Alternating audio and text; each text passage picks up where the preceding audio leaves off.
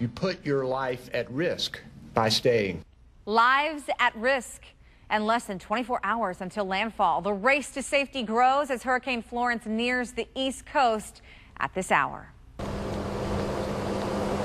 And as Florence nears, Tropical Storm Olivia barrels down on Hawaii. The damage they're waking up to is just minutes away. It is 6:30. We have team coverage of Hurricane Florence. Waves are rolling in. As you can see, a lot of people getting ready for Hurricane Florence as it's set to make landfall very soon. Ron, where exactly is the storm right now? Well, it is to the east-southeast, and it's about 200 miles or a little less from Wilmington as we go into the area. And we are watching the clouds. Here's the center right here.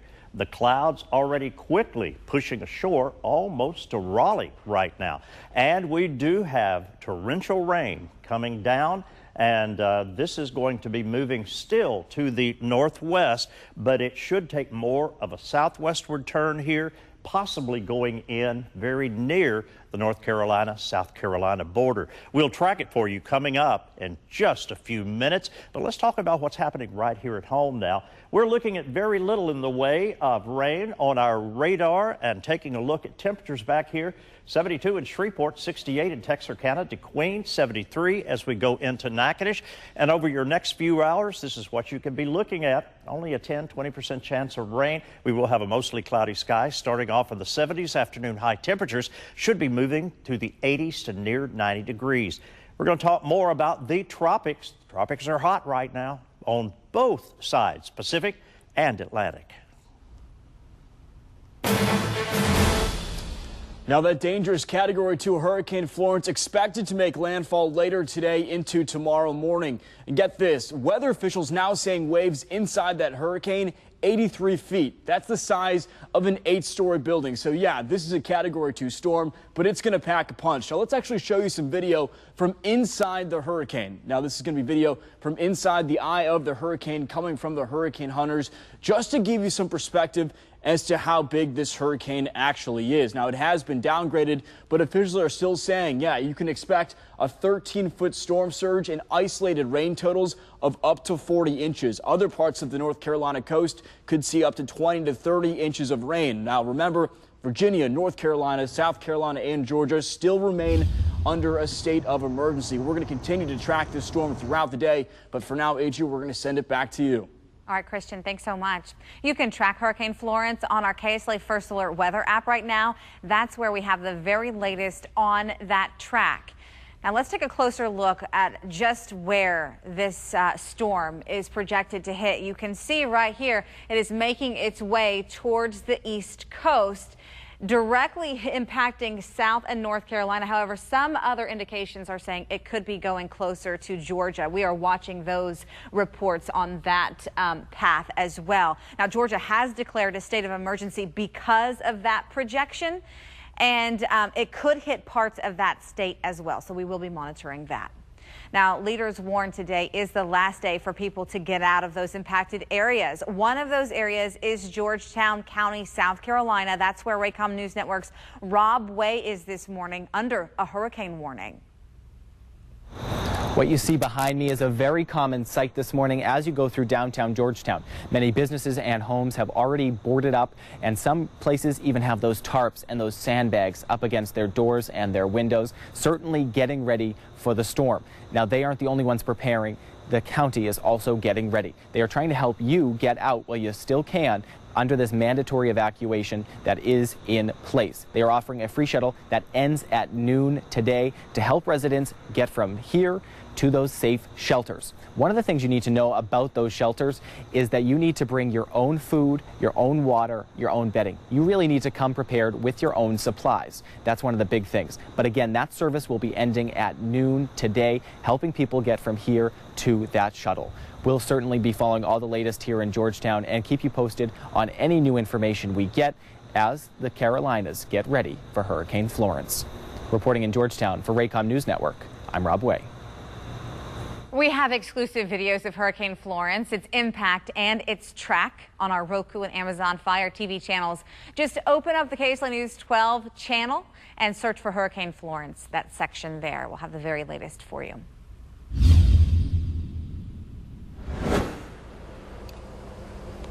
Swift winds are caught on camera in Hawaii as Tropical Storm Olivia bears down on that region this morning. Now, just take a look and listen to some of those powerful winds. You see this here. This is in Maui.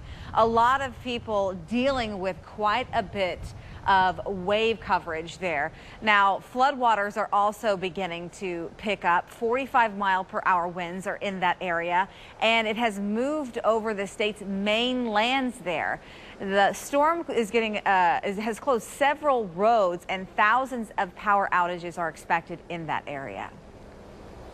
Now remember, you can track all of these storm systems that we were mentioning here all by yourself on your cell phone. Just download our KSLA First Alert weather app. It is free in our app store. You can click on the radar tab, and then you can see the storms track. You can zoom in as well, see exactly where those storms are headed. It is 6:37 in Harrison County, Texas. The town of Wascom is slowly starting to expand with a new and much anticipated community center underway. Construction on that center started in April, and it will be open to the public very soon. KSLA News 12's Miranda Whittington is live outside the center. Miranda, you were able to get a tour inside. How's it looking?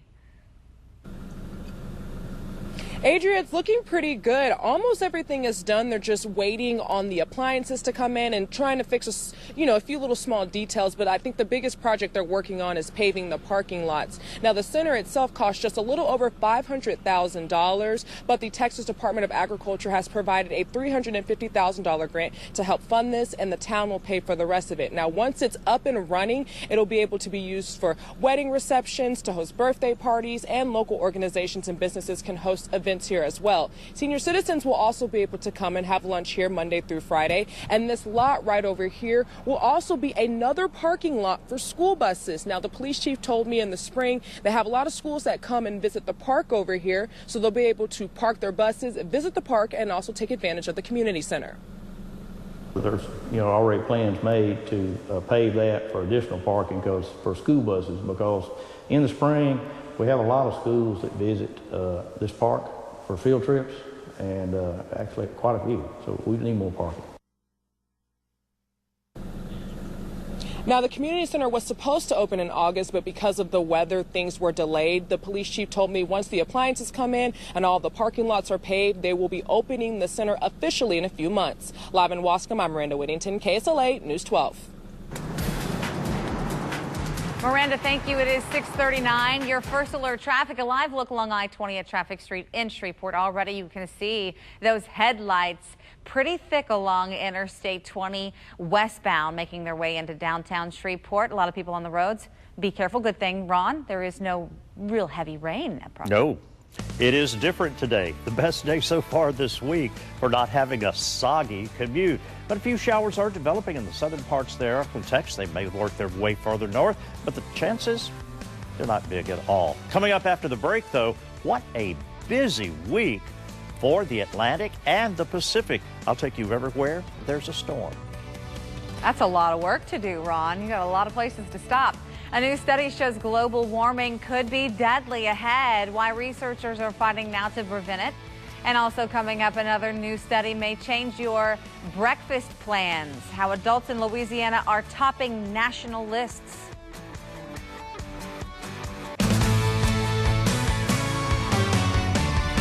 It is 6:50 on your Thursday morning. Hope your morning is going great. This is the best start to the day that we have had so far this week. Tomorrow promises to be a pretty good deal, too. Rain, almost non-existent. In fact, you can't even pick it out on your radar here. Some false echoes here. But if we put it into motion, southern parts of the Arctic starting to pick up a few showers. Will they increase because of the Gulf of Mexico area of disturbed weather? It could be. But coming up in just less than 5 minutes, I'm going to take you through the biggest hurricane that we've got on the map right now, and I'll take you to what could be the next, maybe, Gulf of Mexico weather maker. That's coming up in less than 5.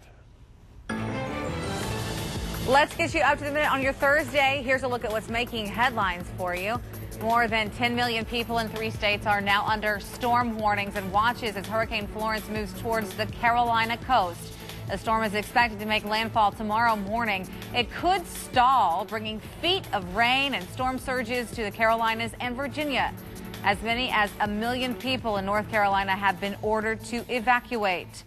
19-year-old D'Andro Mosley is booked in the Caddo Correctional Center this morning, charged with attempted second-degree murder. Shreveport police tell us he shot Paxton Davis in the stomach earlier this month on Woodrow Avenue.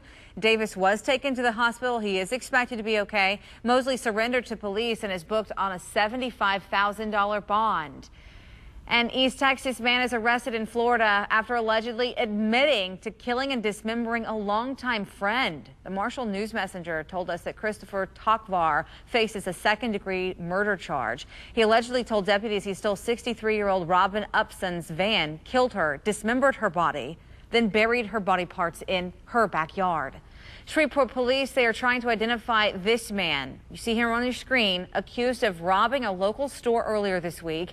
These pictures were caught on surveillance as he robbed a Family Dollar on West 70th Street Monday. He got away with the store's cash drawer. If you recognize him, call police.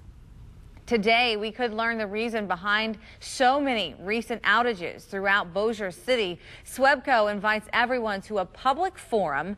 It's scheduled for 4:30 this afternoon at Elm Grove Middle School. And in Shreveport, we could learn more about a possible I-49 connector through the Allendale neighborhood. A public forum begins at 5 o'clock tonight at Mount Canaan Baptist Church on Alston Street. It's hosted by Councilman Willie Bradford, along with the executive director of the North Louisiana Council of Governments. The Stoner Hill Action Group is holding a Meet of Candidates forum today, as you can get to know some candidates running for Shreveport City Council and school board seats. It starts at 6 o'clock tonight at the Valencia Community Center on Viking Drive. It is open to everyone. The Shreveport Regional Airport will receive close to $7 million in federal grant money to make upgrades at the airport. U.S. Senator for Louisiana Bill Cassidy announced the grant Wednesday. The funds will be used to finish work to extend on the runways at the airport and for other operational projects. Jeff Fager is out as the head of CBS 60 Minutes. The executive producer was fired after sending a threatening text to a CBS reporter working on a story about sexual misconduct allegations against him. Fager was terminated before the conclusion of an independent investigation. He denies these allegations. Today, Pope Francis meets with U.S. church leaders to talk about the recent Catholic Church's sex abuse scandal. He's also summoning the presidents of every bishop's conference around the world to the Vatican for an abuse prevention summit in February. The first of its kind summit will discuss how to prevent clergy sex abuse and protect children. It is 6:54, 72 degrees right now in Shreveport and in Bossier City. Live First Alert Doppler. Doesn't look like much on there, huh? False echoes around the radar site. You have to go into the southern parts of the area to find a few showers trying to sneak in. Not much to them. At best, they will be sprinkles. But the next several days, I'll take you through